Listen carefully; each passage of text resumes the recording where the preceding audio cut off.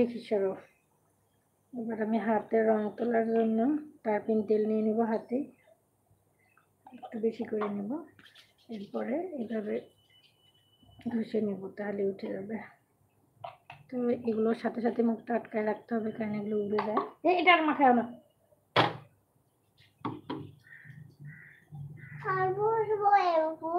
এভাবে ডলতে হবে, যে জায়গায় রঙগুলো ভরবে ওই জায়গায় টার্পিন তেল দিয়ে ডললে সবগুলো উঠে যাবে।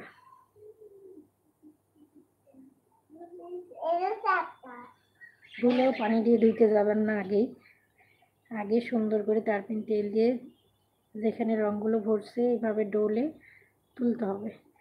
এরপরে শুকনো ন্যাকড়া দিয়ে মুছতে হবে, তাহলে হাতের রঙগুলো সহজেই উঠে যাবে। যদি আপনারা আগেই পানি ছেঁকেন তাহলে রঙগুলো তুলতে পারবেন না।